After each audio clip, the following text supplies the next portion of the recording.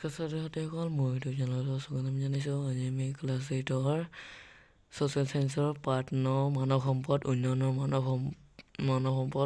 নিৰ্দেশক আৰু মানৱ সম্পদৰ উন্নয়নৰ বৃত্তিমূলক শিক্ষাৰ ভূমিকাৰ কুৱেশ্যন আনচাৰ কৰিম। ভিডিঅ'টো ভাল লাগিলে লাইক কৰিব আৰু চেনেলটো ছাবস্ক্ৰাইব কৰি দিব।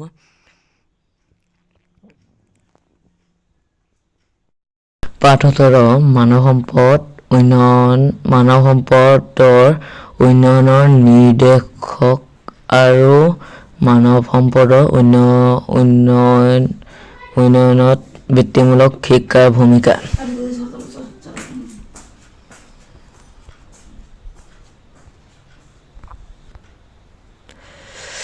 এক নম্বৰ চমু উত্তৰ লিখা। ক মানৱ সম্পদ কাক বোলে? উত্তৰ সুস্বাস্থ্যৰ অধিকাৰ যি ব্যক্তিয়ে শিক্ষা আৰু প্ৰশিক্ষণৰ দ্বাৰা কৌশলী আৰু দক্ষতা সম্পন্ন হৈ উৎপাদনমূলক কামত নিজকে জড়িত কৰে তেওঁক মানৱ সম্পদ বোলে।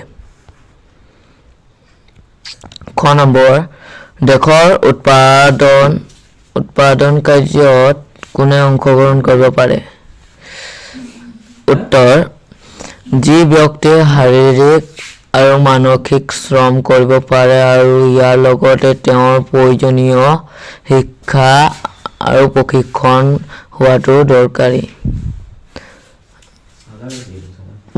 প্ৰাপ্ত হোৱাটো দৰকাৰী।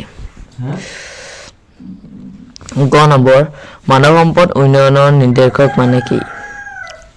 উত্তৰ যিবোৰ দিশ লক্ষ্য কৰিলে দেশ এখনৰ মানৱ সম্পদৰ উন্নয়নৰ অভাৱ পোৱা যায় সেইবোৰক মানৱ সম্পদৰ উন্নয়ন নিৰ্দেশক বোলা হয়, যেনে শিক্ষাৰ হাৰ, জীৱন প্ৰত্যাশা ইত্যাদি। ঘ নম্বৰ বৃত্তিমূলক শিক্ষা কাক বোলে? উত্তৰ আনুষ্ঠানিক শিক্ষাৰ ওপৰত যি শিক্ষাৰ দ্বাৰা উপাৰ্জনৰ পথ মুকলি হয় তাকে বৃত্তিমূলক শিক্ষা বোলে। গ নম্বৰ মানৱ সম্পদৰ মূল চালিকা শক্তি কি? উত্তৰ মানৱ সম্পদৰ মূল চালিকা শক্তিসমূহ হৈছে স্বাস্থ্য, উপযুক্ত শিক্ষা আৰু প্ৰশিক্ষণ। 2 নম্বৰ বহলাই আলোচনা কৰা। ক নম্বৰ মানৱ সম্পদ উন্নয়নৰ বাবে ল'বলগীয়া ব্যৱস্থাৱলী। উত্তৰ আমাৰ দেশৰ চৰকাৰে প্ৰৱৰ্তন কৰা আধুনিক আৰু বিজ্ঞানসন্মত শিক্ষা ব্যৱস্থা, স্বাস্থ্য নীতি, বিভিন্ন আঁচনি, জলপানীৰ ব্যৱস্থা, উন্নত মানৱ প্ৰশিক্ষণ তথা বিভিন্ন সুবিধাৰ ফলত বৰ্তমান দেশৰ মানৱ সম্পদ উন্নয়নৰ দিশটো যথেষ্ট সবল হৈছে। অৱশ্যে এই দিশত ক্ষীপ্ৰতা লাভ কৰিবলৈ আমাৰ দেশক এতিয়াও কিছু সময় লাগিব, কাৰণ ভূ আয়তনৰ তুলনাত দেশৰ জনসংখ্যা ঘনত্ব বহু বেছি। ইমান সংখ্যা মানুহৰ একেলগে উপযুক্ত শিক্ষা, খাদ্য, বাসস্থান, কৰ্মস্থান আৰু স্বাস্থ্যৰ সুবিধা প্ৰদান কৰাটো বৰ সহজ কাম নহয়। কিন্তু আমাৰ দেশৰ চৰকাৰেও পৰিৱৰ্তন সময়ৰ লগত খাপ খুৱাবলৈ শিক্ষা, স্বাস্থ্য, প্ৰশিক্ষণৰ দৰে দিশসমূহত যথেষ্ট মনোনিৱেশ কৰিছে। সেয়ে আগৰ তুলনাত শিক্ষিত মানুহৰ হাৰ বৃদ্ধি পাইছে আৰু তাৰ লগে লগে মানৱ সম্পদলৈ উন্নীত হৈছে। খ নম্বৰ মানৱ সম্পদ উন্নয়নৰ নিৰ্দেশসমূহ। উত্তৰ মানৱ সম্পদৰ উন্নয়নৰ নিৰ্দেশসমূহ হৈছে শিক্ষাৰ হাৰ। শিক্ষাৰ ব্যৱস্থাটো সঠিক হলেহে উন্নয়নৰ মানৱ সম্পদ তৈয়াৰ হোৱাটো সম্ভৱ হৈ উঠে। প্ৰকৃত শিক্ষাই জ্ঞান আৰু দক্ষতা বৃদ্ধি কৰে। জ্ঞান আৰু জ্ঞান আৰু দক্ষতা বৃদ্ধি কৰিব পৰা শিক্ষাৰ যোগেদি শিক্ষিতৰ হাৰ বঢ়াব পৰাটো মানৱ সম্পদৰ উন্নয়নৰ কথা সূচায়। জীৱনৰ প্ৰত্যাখ্যান এটা জন্মৰ পৰা কিমান বয়সলৈকে সুস্থ সবল ভাৱে জীয়াই থাকে তাক জীৱনৰ প্ৰত্যাখ্যান নিৰ্ণয় কৰে। এই প্ৰত্যাখ্যান যিমানে বেছি হ'ব মানুহৰ সম্পদৰ হাৰলৈ ৰূপান্তৰ হাৰো সিমানে বেছি হ'ব। জনমৰি আয় দেশ এখনৰ মুঠ ৰাষ্ট্ৰীয় আয়ক দেশখনৰ মুঠ জনসংখ্যা হৰণ কৰিলে যি আয় উপলব্ধ হয় তাকে জনমৰি আয় বোলে। বিদ্যালয় ভৰ্তি আৰু বিদ্যালয় এৰাই বয়স প্ৰাথমিক স্তৰৰ পৰা উচ্চ শিক্ষা স্তৰ পৰ্যন্ত বিদ্যালয় মহাবিদ্যালয়সমূহত ছাত্ৰ-ছাত্ৰীৰ ভৰ্তিকৰণৰ হাৰ উচ্চ আৰু মহাবিদ্যালয় এৰাৰ হাৰ নিম্ন হোৱাটো মানৱ সম্পদ উন্নয়নৰ এটা উল্লেখযোগ্য দিশ। প্ৰতিষেধক টিকাকৰণ হাৰ প্ৰতিষেধক টিকাকৰণ স্বাস্থ্য সুৰক্ষা প্ৰদান কৰাৰ লগতে দীৰ্ঘজীৱী কৰি তোলে। সেয়ে প্ৰতিষেধক টিকাকৰণৰ মানৱ সম্পদৰ উন্নয়নৰ এটা নিৰ্দেশক বুলি গণ্য কৰা হয়। মানৱ সম্পদ উন্নয়ন আৰু বৃত্তিমূলক শিক্ষাৰ মাজত থকা সম্পৰ্ক।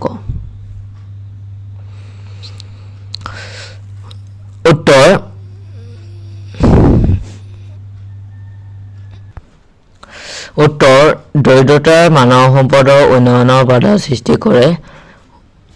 উচ্চ শিক্ষা গ্ৰহণ কৰাৰ পিছত চৰকাৰে সকলো শিক্ষিত ব্যক্তিকে চাকৰি যোগান ধৰাটো সম্ভৱ নহয়।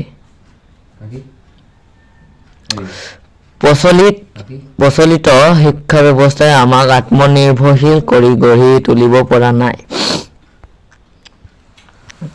গতিকে এতিয়া আমাৰ এনে শিক্ষাৰ প্ৰয়োজন হৈ পৰিছে যি শিক্ষাই প্ৰতিজন ব্যক্তিৰ উৎপাদন ক্ষেত্ৰ স্ব-নিৰ্ভৰশীল কৰি গঢ়ি তুলিব পাৰে। এই কাৰণে বৃত্তিমূলক শিক্ষাৰ প্ৰয়োজন আহি পৰিছে।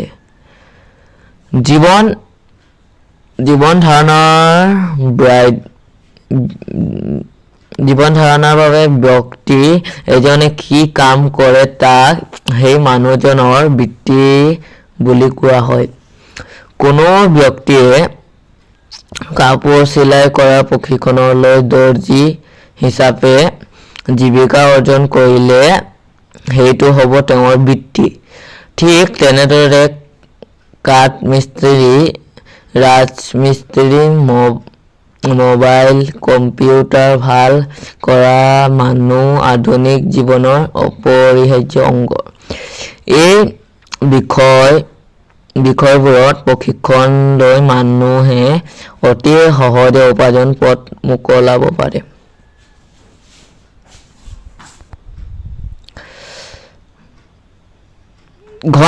বৃত্তিমূলক শিক্ষাই কিদৰে নিবনুৱা সমস্যা লাঘৱ কৰাত সহায় কৰে? উত্তৰ বৃত্তিমূলক শিক্ষাই মানুহৰ আৰ্থিকভাৱে আত্মনিৰ্ভৰ কৰি স্ব-নিয়োজনত অৰিহণা যোগাই নিবনুৱা সমস্যা লাঘৱ কৰাত সহায় কৰে। জীৱন ধাৰণৰ বাবে ব্যক্তি এজনে কি কাম কৰে তাক সেই মানুহজনৰ বৃত্তি বুলি কোৱা হয়। কোনো ব্যক্তিয়ে কাপোৰ চিলাই কৰাৰ প্ৰশিক্ষণ লৈ দৰ্জী হিচাপে জীৱিকা অৰ্জন কৰিলে সেইটো হ'ব তেওঁৰ বৃত্তি। ঠিক তেনেদৰে কাঠ মিস্ত্ৰী, ৰাজমিস্ত্ৰী, মোবাইল কম্পিউটাৰ ভাল কৰা মানুহৰ আধুনিক জীৱনৰ অপৰিহাৰ্য অংগ।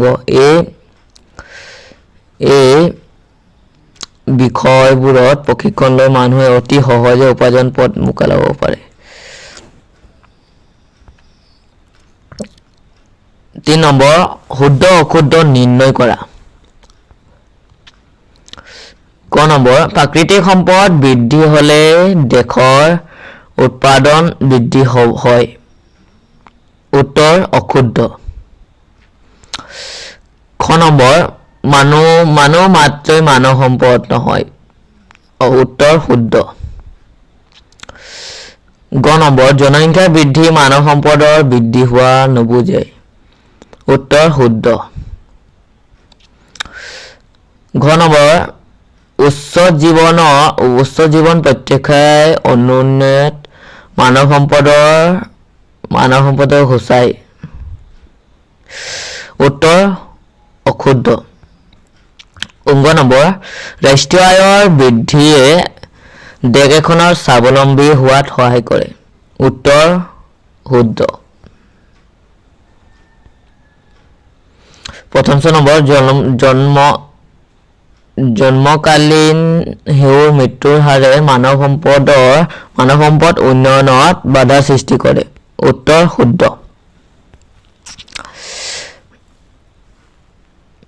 4 নম্বৰ খালী ঠাই পূৰ কৰা ক নম্বৰ এখন দেশৰ উৎপাদন প্ৰক্ৰিয়াৰ এক অন্যতম কাৰক হ'ল দেশ য'ত অংশগ্ৰহণ কৰিব পাৰে একমাত্ৰ দেশ উত্তৰ শ্ৰম আৰু মানুহে খ নম্বৰ দেশ আয়ৰ বৃদ্ধিয়ে দেশ এখন দেশ হোৱাৰ সহায় কৰে উত্তৰ ৰাষ্ট্ৰীয় আৰু স্বাৱলম্বী গ নম্বৰ উচ্চ শিক্ষা গ্ৰহণ কৰাৰ পিছত দেশ সকলো শিক্ষিত ব্যক্তিকে দেশ যোগান ধৰাটো সম্ভৱ নহয় উত্তৰ চৰকাৰে চাকৰি ঘ নম্বৰ দেশ শিক্ষা মানৱ সম্পদৰ উন্নয়নৰ দেশ সপোন উত্তৰ গুণগত আৰু প্ৰাথমিক গ নম্বৰ বৃত্তিমূলক শিক্ষাই মানুহৰ অকল দেশ নকৰে তাৰে লগে লগে দেশৰ নিবনুৱা সমস্যা লাঘৱ কৰি দেশৰ পথ মুকলি হোৱাত সহায় কৰে উত্তৰ উপাৰ্জনক্ষমেই আত্মনিয়োজন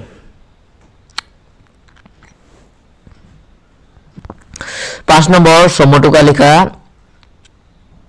ক মানৱ সম্পদ উত্তৰ সুস্বাস্থ্য অধিকাৰী যি ব্যক্তিয়ে শিক্ষা আৰু প্ৰশিক্ষণৰ দ্বাৰা কৌশলী আৰু দক্ষতা সম্পন্ন হৈ উৎপাদনমূলক কামত নিজকে জড়িত কৰে তেওঁক মানৱ